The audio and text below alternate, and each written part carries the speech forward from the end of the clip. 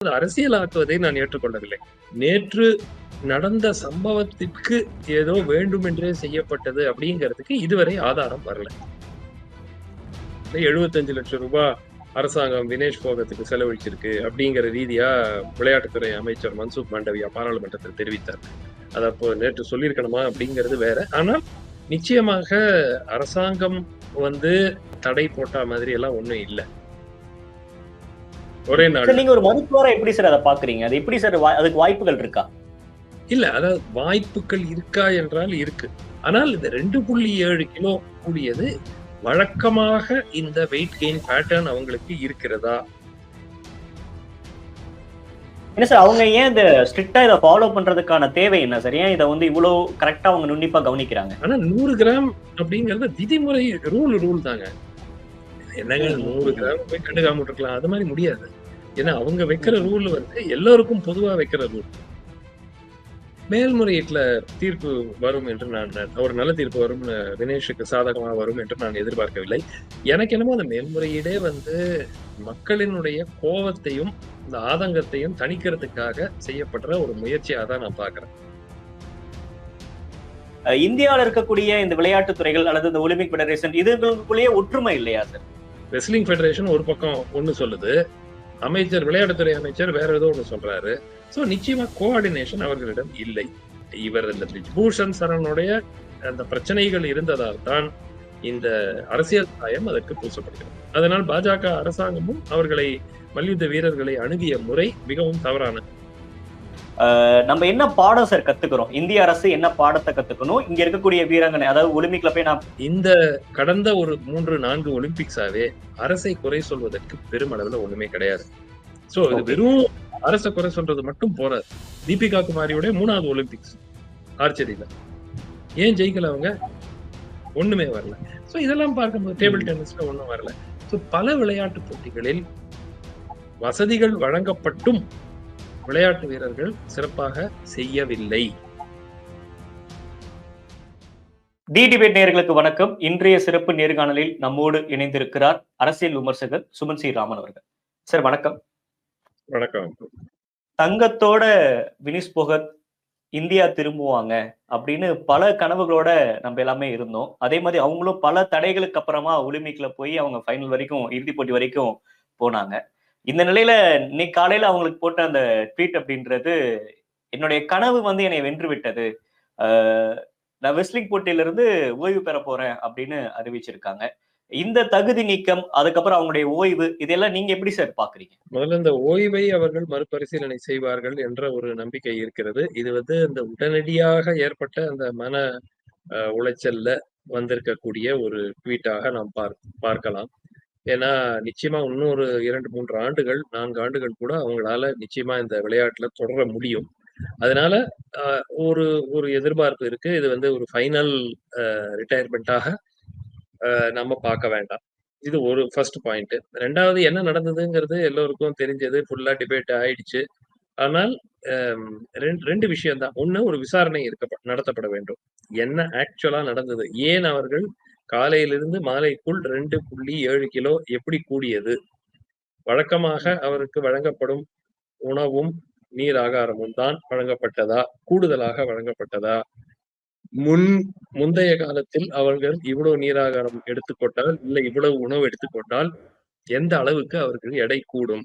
அதே மாதிரி ஏன்னா நேற்று டாக்டர் பார்த்திவாலா அப்படிங்கிறவர் திட்டவட்டமா சொன்னார், எதிர்பார்த்ததை விட எடை கூடி. அதற்கான காரணம் என்ன? நிச்சயமா இதை கண்டுபிடிக்கும். சோ நிச்சயமா ஒரு விசாரணை நடத்தப்பட வேண்டும். யாருடைய தவறினால் இது நடந்தது அப்படிங்கிறது நிச்சயமா கண்டுபிடிக்கணும். ஏன்னா அப்பதான் you can prevent it from happening. நாளைக்கு திருப்பியும் வேற யாராவது ஒரு விளையாட்டு வீரருக்கோ வீராங்கனைக்கோ இதே பிரச்சனை வரக்கூடாது. சோ அதன் அடிப்படையில நாம ஒரு விசாரணை வேண்டும் என்று கூறுகிறோம். ஆனால் அதே சமயம் அது அரசியலாக்குவதை நான் ஏற்றுக்கொள்ளவில்லை. நிச்சயமாக வினேஷ் போகத், பிரிஜ்பூஷன் சரண் சிங்க்கு எதிராக தெரிவித்த குற்றச்சாட்டுகள் அரசு அதை சரியாக முறையில் விசாரிக்க அணுகவில்லை. அது எல்லோருக்கும் தெரிந்தது. 2வது, அவர் போராட்டம் பல நாட்களுக்கு இதன் காரணமாக செய்தார். அவருடைய ஃபேவரட் 53 கிலோகிராம் கேட்டகரியில அவருக்கு பங்கேற்க வாய்ப்பு கொடுக்கறதுக்கு ஃபெடரேஷன் வந்து ஏற்றுக்கொள்ளவில்லை. ஏன்னா ஏற்கனவே ஒருத்தவங்க குவாலிஃபை ஆயிட்டாங்க. அப்புறம் இவங்க கேட்டாங்க எனக்கு ட்ரையல் கொடுங்கன்னு, அது கொடுக்க முடியாது. சோ இதெல்லாம் நாம் குற்றச்சாட்டுகளாக ஃபெடரேஷன் மேலேயும் அரசாங்கத்தின் மேலேயும் வைக்கலாமே தவிர, நேற்று நடந்த சம்பவத்திற்கு ஏதோ வேண்டுமென்றே செய்யப்பட்டது அப்படிங்கிறதுக்கு இதுவரை ஆதாரம் வரல.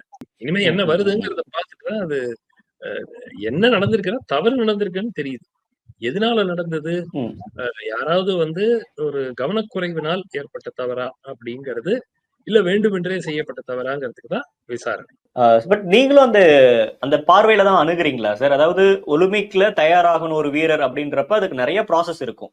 ஆனா அந்த சமயத்துல வந்து இவங்க பிரிட்ஜ் பூஷனுக்கு எதிராக போராட்டத்துல இங்க ஈடுபடுறாங்க. உண்மையான ஒரு வீராங்கனைகள் அல்லது ஒலிம்பிக்ல கலந்துக்க போற அந்த வீரர்களுக்கு சரியான முக்கியத்துவம் அரசாங்கம் வந்து கொடுக்கல, அல்லது இதுல வந்து ஒரு கூடுதல் கவனம் வந்து இந்த போராட்ட வீரர்களுக்கு அவங்க அரசாங்கம் செலுத்தல அப்படின்னு நம்ம பார்க்கணுமா? அந்த பார்வைகள் பார்க்க வேண்டியது இருக்கா? இல்ல நிச்சயமா வந்து அரசாங்கம் அவர்களுக்கு தேவையான உதவிகள் நேத்து வந்து கிட்டத்தட்ட அப்கோர்ஸ் நேத்து சொல்லியிருக்க வேண்டாம் அந்த பார்லிமெண்ட்ல 75 லட்சம் ரூபாய் அரசாங்கம் வினேஷ் போகத்துக்கு செலவழிச்சிருக்கு அப்படிங்கிற ரீதியா விளையாட்டுத்துறை அமைச்சர் மன்சுக் மாண்டவியா பாராளுமன்றத்தில் தெரிவித்தார். அத அப்போ நேற்று சொல்லியிருக்கணுமா அப்படிங்கிறது வேற. ஆனால் நிச்சயமாக அரசாங்கம் வந்து அவர்களுக்கு அரசாங்கம் வந்து ஏதோ தடை போட்ட மாதிரி எல்லாம் ஒண்ணும் இல்ல. இந்த ஃபெடரேஷன் வந்து அவங்களுக்கு திருப்பி 53 கிலோல போட்டியிடுறதுக்கான வாய்ப்பு வழங்கலையே தவிர, அதை தாண்டி அஃப்கோர்ஸ் அவங்க வந்து அது கவலைப்பட்டாங்க. ஏதாவது நம்ம தண்ணியில ஏதாவது மிக்ஸ் பண்ணிடுவாங்க. நான் போதைப் பொருள் எடுத்துக்கிட்டேன்னு சொல்லி குவாலிஃபயர்லயே அவங்க சந்தேகப்பட்டிருந்தாங்க. ஒலிம்பிக் குவாலிஃபயர்லயே அவங்க சொன்னாங்க. பட் என்ன பொறுத்த வரைக்கும் அதற்கு நமக்கு மேற்கொண்டு ஆதாரம் வர வேண்டும். அண்ட் இதுல என்னன்னா ஏன் 2.7 கிலோ ஏறிச்சு ஒரே நாள்? நீங்க ஒரு மருத்துவரா எப்படி சார் அதை பாக்குறீங்க? அது எப்படி சார் அதுக்கு வாய்ப்புகள் இருக்கா?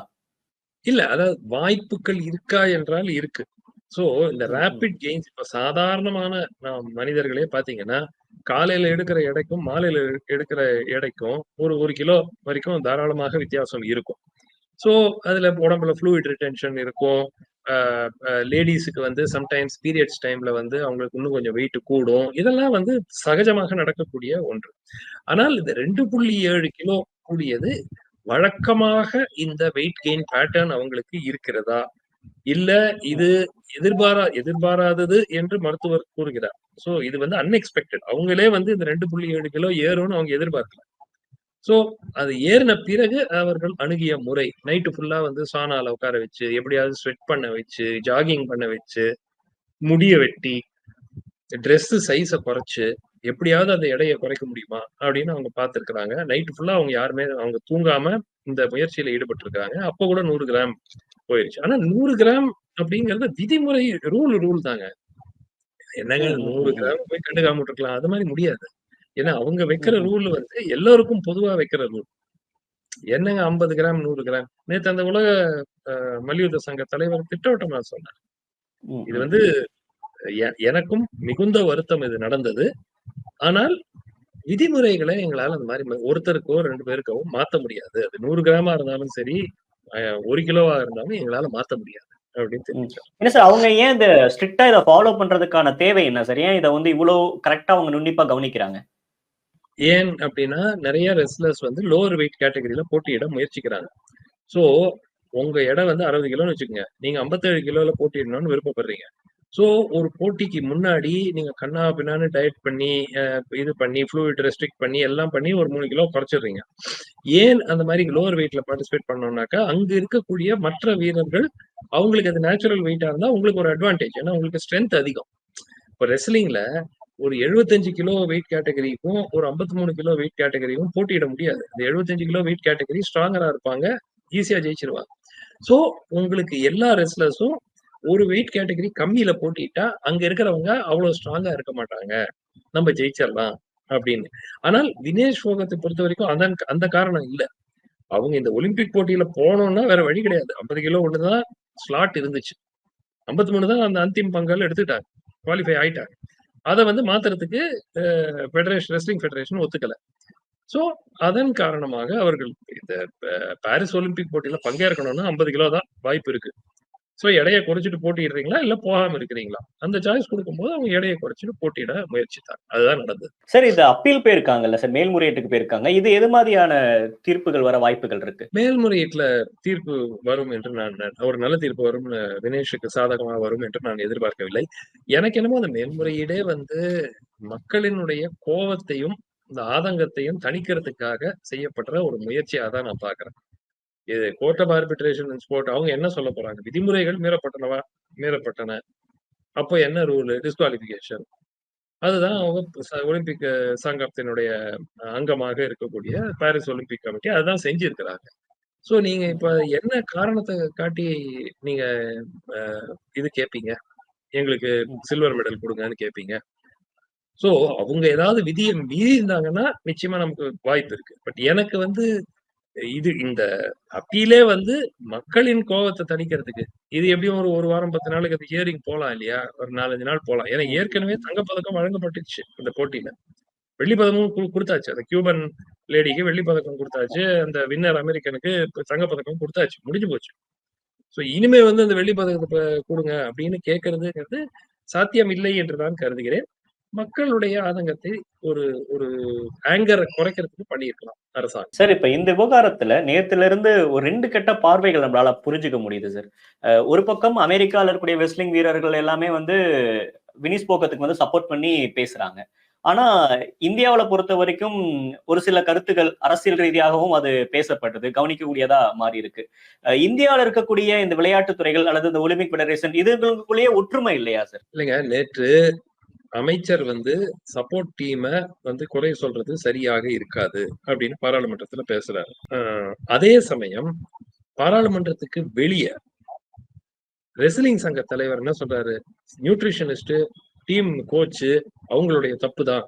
ஒரு முழு விசாரணை நடத்தப்பட வேண்டும். ரெஸ்லிங் ஃபெடரேஷன் ஒரு பக்கம் ஒண்ணு சொல்லுது. அமைச்சர் விளையாட்டுத்துறை அமைச்சர் வேற ஏதோ ஒண்ணு சொல்றாரு. சோ நிச்சயமா கோஆர்டினேஷன் அவர்களிடம் இல்லை. 2வது இதுல இது இந்த வினேஷ் போகத் என்ற காரணத்தினால் தான் இது இவ்வளவு ஒரு பெரிய விஷயமாக பூதாகாரமாக அரசியல் சாயம் இதுக்கு பூசப்பட்டிருக்கிறது. ஏன்னா அவங்க பிரிஜ்பூஷன் சரண் சிங் மேல குற்றச்சாட்டுகள் வைத்தார்கள்.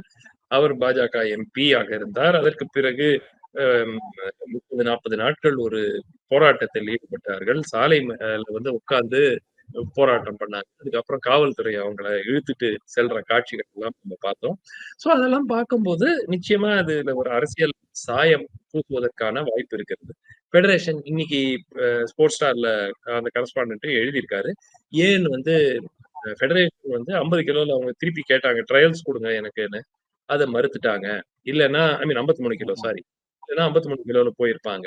அப்படி அதான் அவங்களுடைய ஃபேவரைட் கேட்டகரி. அப்படி இதெல்லாம் வந்து ஸ்பெகுலேஷன் வி கேனாட் இது.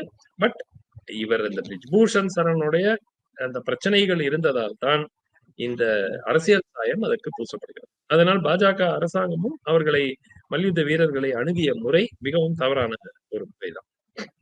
ம். சார் இப்ப இதுல இன்னொரு பார்வைகள் வைக்கப்படுது சார். ஒருவேளை வந்து விளையாட்டுக்கு முன்னாடி அதாவது இந்த ஃபைனலுக்கு முன்னாடி இன்ஜுரி ஆயிருச்சு அப்படின்னு சொல்லிட்டு அவங்க அந்த கேம்ல இருந்து வாபஸ் வாங்கியிருந்தாங்க அப்படின்னா, நம்மளுக்கு வெண்கலம் கிடைச்சிருக்கும் அப்படின்ற மாதிரி ஒரு பார்வை வெள்ளி வைக்கப்படுது. அது வெள்ளி சரியா? வெள்ளி அப்படி பண்ண வாய்ப்புகள் இருக்கா? இல்ல. அதாவது 2 விஷயங்க. இதுல வந்து ஒரு ஒரு இது என்னன்னா, இவங்க போட்டிய ஜெயிச்சுட்டு அரையிறுதி போட்டியில வெற்றி பெற்றுட்டு, அடுத்த நாள் காலையில வந்து எனக்கு இன்ஜுரி அப்படின்னு சொன்னா கூட, அவங்க விலகுவதற்கு முன் அவங்க வே இன் பண்ணணும். எப்போ செஞ்சிருக்கலாம்னா, அந்த செமி ஃபைனல்ல அவங்க ஜெயிக்கிறாங்க. ம். ஜெயித்தவுடன் ஒரு இன்ஜுரி அப்படின்னு சொல்லியிருந்தால், ஒரு வேளை இத ஃபைனல அவாய்ட் பண்றதுக்கான ஒரு வேன அவாய்ட் பண்றதுக்கான வாய்ப்பு இருந்திருக்கலாம். இந்த ரூல் என்ன சொல்லுதுன்னா, நீங்கள் அ ஒரு போட்டியின் போது உங்களுக்கு அடிபட்டால், நீங்கள் அடுத்த நாள் வேயிங்க்கு வர வேண்டியதில்ல. அதுவரைக்கும் நீங்க ஜெயிச்சிருக்கிறது உங்களுக்கு கிடைக்கும். அப்டின்ட்டு. ஆனால், நீங்க போட்டி முடிஞ்சுட்டு ரூமுக்கு போயிட்டீங்க.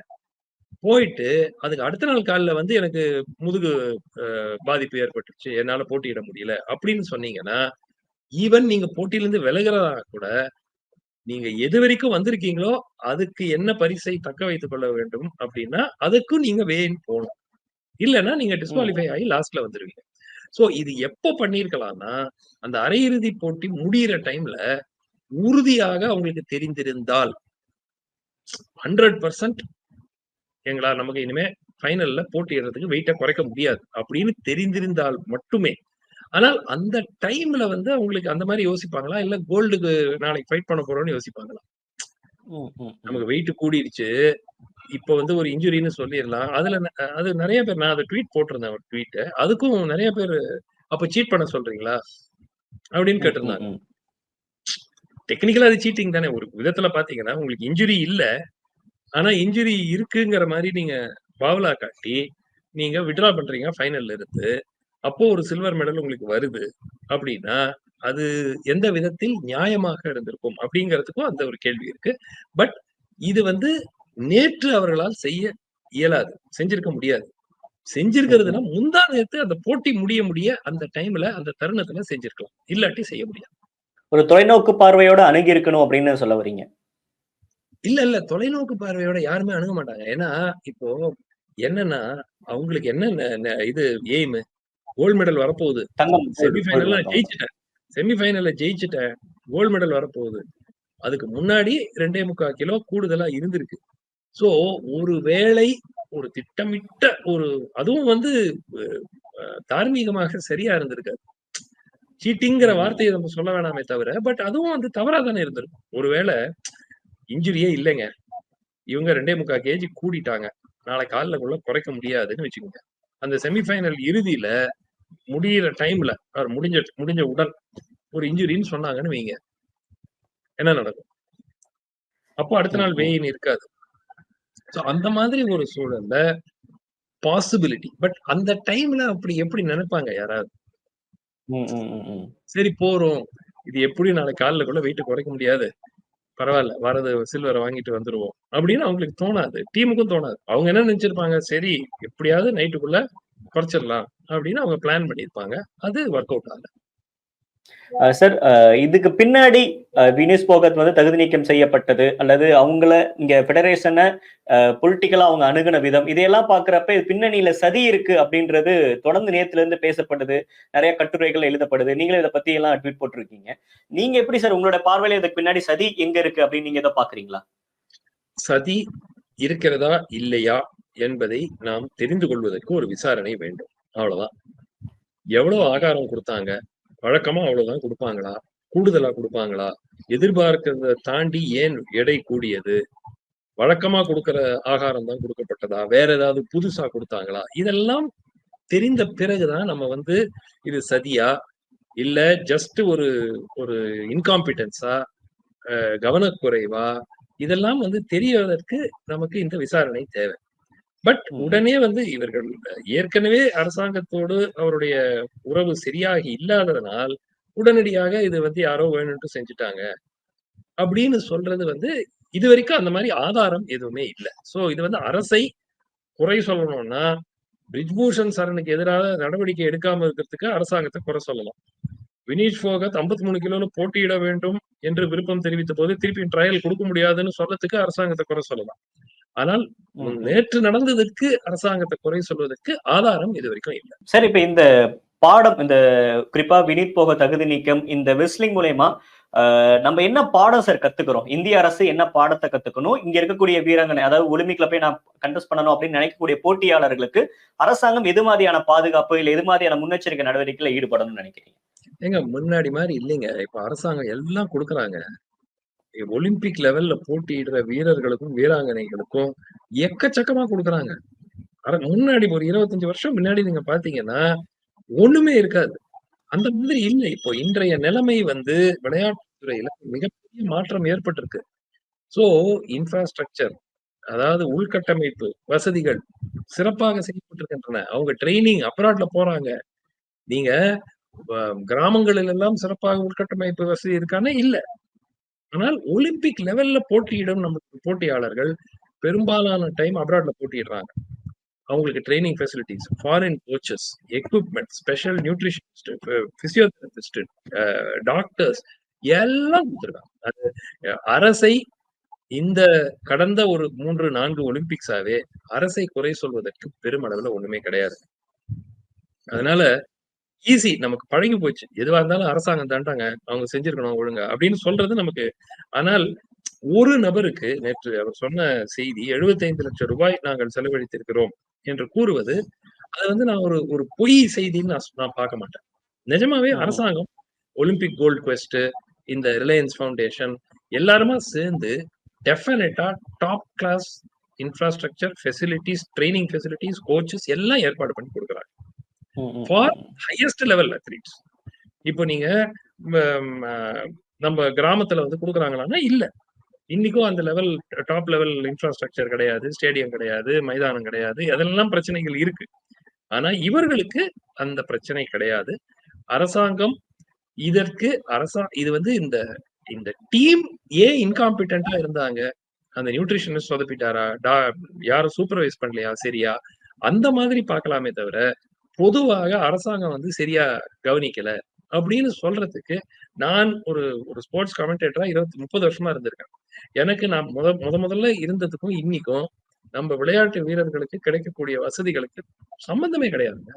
ஈவன் நான் சொல்றது ஈவன் 1990ஸ்க்கும் இப்போ 95, 96க்கும் இப்போக்கும் இருக்கிற சம்மந்தமே கிடையாது. இன்னைக்கு வந்து எல்லா விளையாட்டு வீரர்கள், எல்லா துறைகளிலும் they are given very good facilities. அதனாலதான் பிரகாஷ் அவ்வளவு சிறப்பா சொன்னாரு. நம்ம வந்து எல்லா பேட்மிண்டன்ல ஏன் மெடல் வாங்கலன்னு கேக்குறாங்க. ரொம்ப வருத்தம் அளிக்கிறது எனக்கு. ஆனால் இது வந்து கோச்சஸ் குடுக்காமையோ, இல்ல பிளேயர்ஸ்க்கு தேவையான வசதிகள் இல்லாததனால் ஏற்பட்ட தோல்வி அல்ல. அப்போ நம்ம அந்த பார்ட்டிசிபென்ட்ஸ் உடைய கமிட்மெண்ட்டையும் நம்ம ஒரு கேள்வி கேட்கணும். சோ இது வெறும் அரச குறை சொல்றது மட்டும் போறாது. தீபிகா குமாரியோட 3வது ஒலிம்பிக்ஸ் ஆர்ச்சரியில. ஏன் ஜெயிக்கல அவங்க? ஆர்ச்சரியில ஒரு மெடல் கிடையாது. ஷூட்டிங்ல எதிர்பார்த்ததை விட மிகவும் குறைந்த அளவுல மெடல்ஸ். ஒரு சில்வர், ஒரு கோல்டு ஒண்ணுமே கிடையாது. அதுக்கப்புறம் இதுல பேட்மிண்டன்ல பெரிய எதிர்பார்ப்பு. பி.வி. சிந்து செய்வார்கள் மீண்டும் சாதிப்பா. அட்லீஸ்ட் ஒரு வெங்கலமாவது வரும். ஒண்ணுமே வரல. சோ இதெல்லாம் பார்க்கும்போது டேபிள் டென்னிஸ்ல ஒண்ணும் வரல. சோ பல விளையாட்டு போட்டிகளில் வசதிகள் வழங்கப்பட்டும் விளையாட்டு வீரர்கள் சிறப்பாக செய்யவில்லை என்பது நாம் ஏற்றுக்கொள்ள வேண்டிய ஒன்று. ஓகே சார், நிறைய விஷயங்கள் பகிர்ந்துக்கிட்டீங்க சார். நேரம் கொடுத்தமைக்கு நன்றி. தேங்க்யூ. நன்றி.